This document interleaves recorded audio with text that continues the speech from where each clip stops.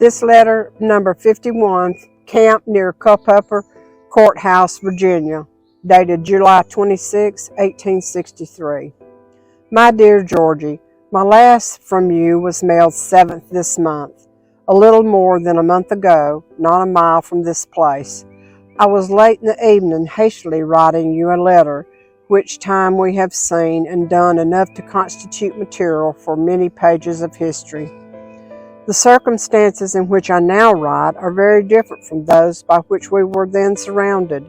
We had whipped the enemy at Fredericksburg, had encouraging news from Tennessee and Mississippi, and our proud and defiant army was on the march to the enemy's country to make him feel some of the devastation and distress of an invading army.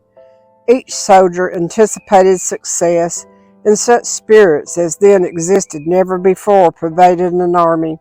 We were not successful on account of some general not doing his duty. Soldiers did their duty, for no battlefield has our soldiers fought with more desperation and determination. If Vicksburg had not fallen, we would now be in the enemy's country. We can whip Federal Army of Potomac. At Gettysburg, we only failed to drive Federals from their strong works on a mountain. Enemy will have it that our army is demoralized. We will prove to the world to the contrary, if Meade will only advance on us. Some at home, I know, have despaired of success. They are faint-hearted, set not worthy of independence, and they need not indulge the hope of a peace except on honorable one. We would sell ourselves to France rather than submit to Lincoln's government. We can conquer an independence without foreign aid if we resolve to do so at all hazards. A member of our company received a letter from Ellington dated 10th of June, which stated that your brother John would soon marry Ophelia Haygood. Letter stated that John was in Ellington that day and had probably come after his marriage license. Letter I allude to was from Carrie Waldrop to John Reed. Reed has not told any person but me. Letter stated that a young man with John but did not give his name.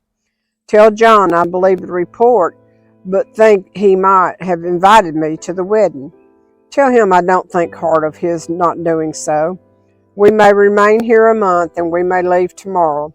We arrived here yesterday morning. Regular camp rules were enforced immediately after our arrival, which indicated that we might remain here some time. Our stay here will depend altogether upon movements of army and enemy. I shall be surprised if we do not have some fighting to do shortly. 2 of our wounded, Rollane and Faust, have returned to duty.